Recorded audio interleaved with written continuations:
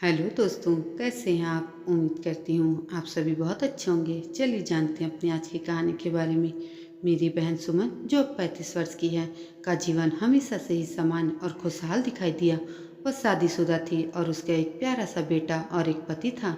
सब कुछ ठीक ठाक लग रहा था, लेकिन हाल ही में मुझे उसके जीवन के बारे में कुछ ऐसा पता जो मेरी दुनिया को हिलाकर रख दिया। 2 साल पहले सुमन ने एक नया एंड्रॉयड फ़ोन खरीदा और मुझे फ़ोन सेटअप करने के लिए और ऐप्स इंस्टॉल करने के लिए कहा। मैंने खुशी खुशी उसकी मदद की, लेकिन अनजाने में मैंने अपना जीमेल आईडी उसके गूगल अकाउंट में जोड़ दिया।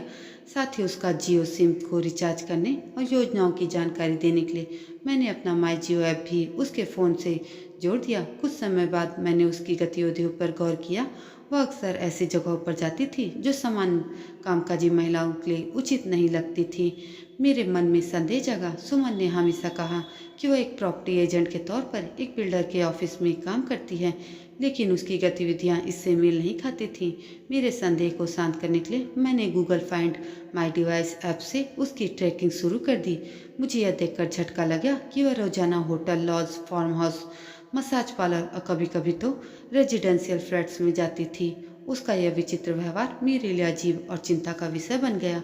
उसकी कॉलर एसएमएस डिटेल की जांच करने पर मैंने पाया कि वह रैंडम नंबरों और कुछ बार बार आने वाले कॉलर से बात करती थी। मेरी चिंता बढ़ती गई और मैंने अपनी शंका को दूर करने के लिए एक और कदम उठाया। मैंने अमेजॉन से एक वॉइस रिकॉर्डर मंगवाया और इसे उसके घर में छिपा दिया।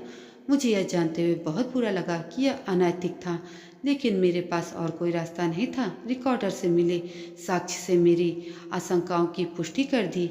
सुमन की बातचीत से साफ हो गया कि वह एक कॉल गर्ल के रूप में काम कर रही थी।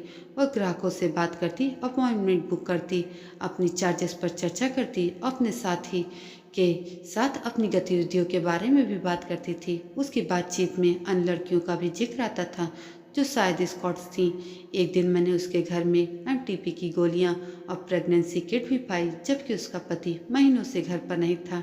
इससे मेरे मन में डर बैठ गया। अब मेरे सामने एक बड़ी दुविधा थी। सुमन का एक परिवार है, एक बेटा और एक पति है।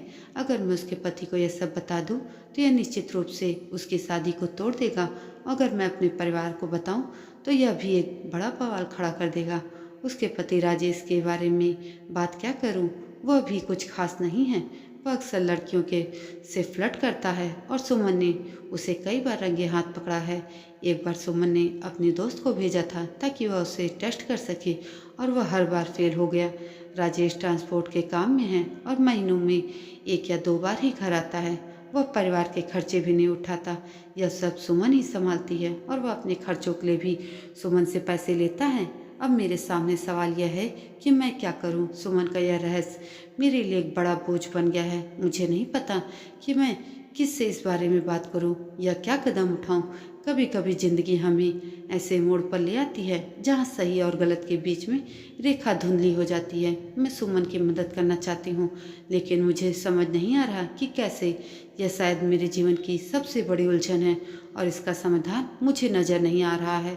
शायद समय के साथ सब कुछ साफ हो जाए, या शायद नहीं, लेकिन फिलहाल मैं इस उलझन में जीने को मजबूर हूँ। दोस्तों, आपको यह कहानी कैसी लगी कमेंट करके ज़रूर बताएं और शेयर भी करें अपने दोस्तों के साथ। और ऐसी यानी कहानी के लिए मेरे चैनल को सब्सक्राइब भी ज़रूर कर दीजिएगा। धन्यवाद।